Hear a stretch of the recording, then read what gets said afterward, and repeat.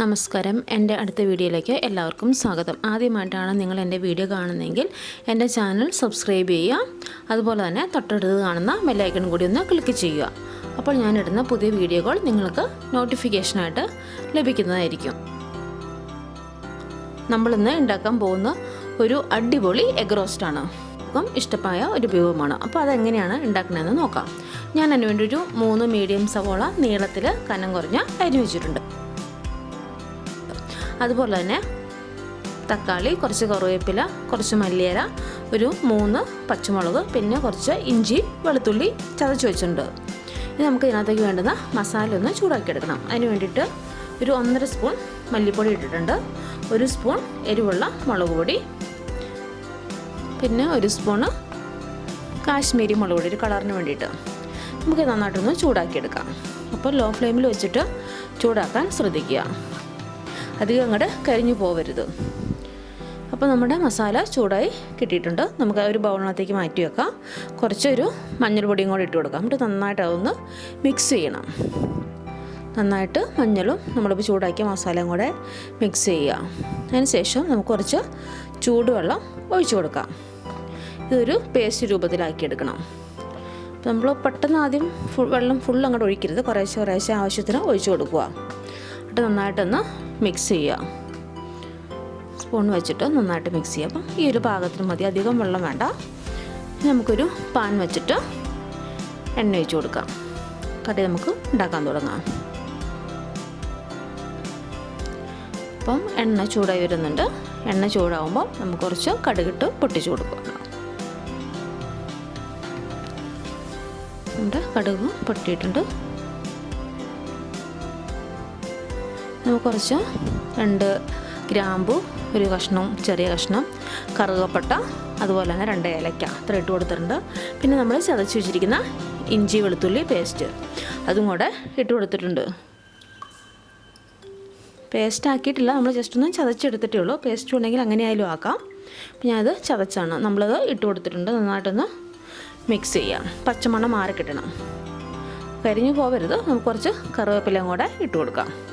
എന്നിട്ട് വീണ്ടും ഇത് നന്നായിട്ടൊന്ന് മിക്സ് ചെയ്യാം. നന്നായിട്ട് ഇളക്കി കൊടുക്കുക. അപ്പോൾ ഈ പാകത്തിന് മതി, ഒരുപാട് അങ്ങോട്ട് കരിഞ്ഞു പോകാൻ നിൽക്കണ്ട. നമുക്കിനി അരിഞ്ഞു വെച്ചിരിക്കുന്ന സവോള ഇട്ട് കൊടുക്കാം. സവോള നമുക്ക് നന്നായിട്ടൊന്ന് വഴറ്റിയെടുക്കണം.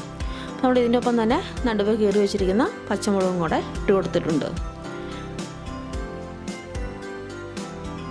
നന്നായിട്ടൊന്ന് ഇളക്കി കൊടുക്കാം. അപ്പോൾ നമുക്കിപ്പോൾ പാകത്തിനുള്ള ഉപ്പിട്ട് കൊടുക്കാം. അപ്പം നമ്മുടെ സവോള പെട്ടെന്ന് വഴണ്ട് കിട്ടും. ഉപ്പിട്ടതിന് ശേഷം നന്നായിട്ട് അങ്ങോട്ട് ഇളക്കി കൊടുക്കാം. അപ്പോൾ നമുക്കൊരു നല്ലൊരു ബ്രൗൺ കളറായി കിട്ടണം, എങ്കിലാണ് നമുക്ക് കറിയുടെ നല്ലൊരു ടേസ്റ്റ് വരുള്ളൂ. ഏകദേശം റെഡിയായി വരുന്നുണ്ട്. ഈ ഒരു പാകത്തിന് മതി.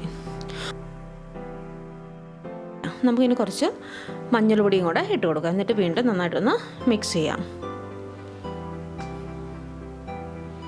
നന്നായിട്ട് ഇളക്കി കൊടുക്കാം. ഇനി നമ്മൾ റെഡിയാക്കി വെച്ചിരിക്കുന്ന അരപ്പിട്ട് കൊടുക്കാം. നമ്മൾ ഓൾറെഡി ഇത് ചൂടാക്കിയതാണ്. ചൂടാക്കി ചൂടുവെള്ളത്തിൽ മിക്സ് ചെയ്ത് വെച്ചിരിക്കുന്ന അരപ്പാണ്. നന്നായിട്ട് നമുക്ക് സവോളയിലേക്ക് ഇട്ടിട്ട് നന്നായിട്ടൊന്ന് മിക്സ് ചെയ്യാം.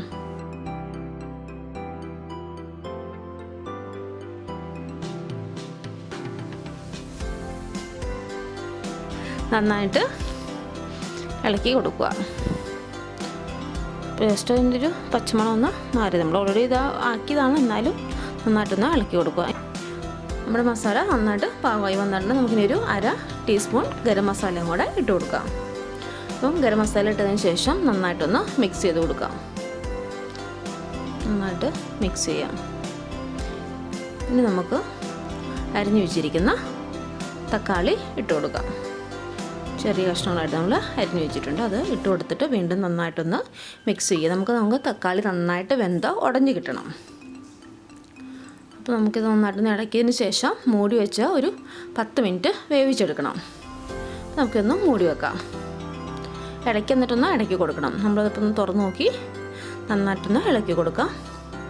ഏകദേശം വെന്ത് വരണുണ്ട്, അത് കുറച്ചും കൂടി ഒന്ന് വേവാനുണ്ട്. അപ്പോൾ നമുക്ക് ഇളക്കിയതിന് ശേഷം വീണ്ടും മൂടി വെച്ചിട്ട് 5 മിനിറ്റും കൂടെ വെക്കാം.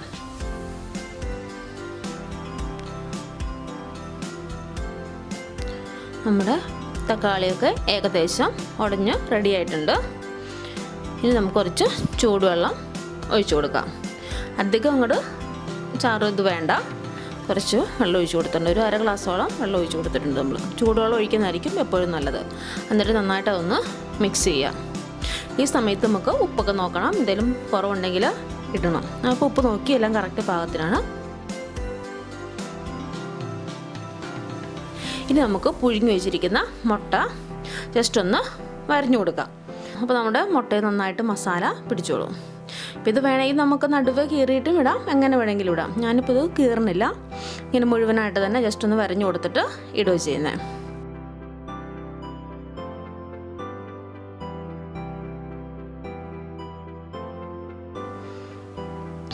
മുട്ടയിലൊക്കെ നന്നായിട്ട് അരപ്പ് പിടിക്കണം.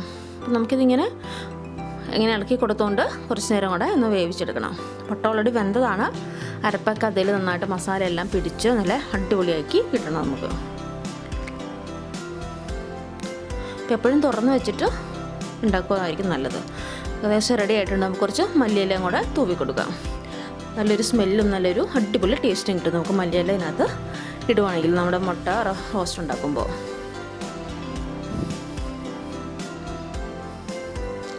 നമ്മുടെ വെള്ളമൊക്കെ പറ്റി കറക്റ്റ് പാകത്തിനായിട്ട് കിട്ടിയിട്ടുണ്ട്.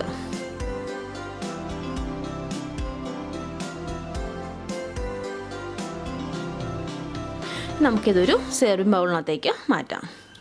നമ്മുടെ സ്വാദിഷ്ടമായ എഗ് റോസ്റ്റ് റെഡി ആയിട്ടുണ്ട്. എല്ലാവർക്കും ഇഷ്ടപ്പെട്ടു എന്ന് വിചാരിക്കുന്നു. എല്ലാവരും ട്രൈ ചെയ്ത് നോക്കുക. ട്രൈ ചെയ്തിട്ട് ഫീഡ്ബാക്ക് എന്തെങ്കിലും ഉണ്ടെങ്കിൽ കമൻ്റായിട്ട് അറിയിക്കുക. അതുപോലെ തന്നെ കൂട്ടുകാർക്കൊക്കെ ഒന്ന് ഷെയർ ചെയ്ത് കൊടുക്കുക. പുതിയൊരു വീഡിയോയുമായിട്ട് നമുക്ക് വീണ്ടും കാണാം. Thank you.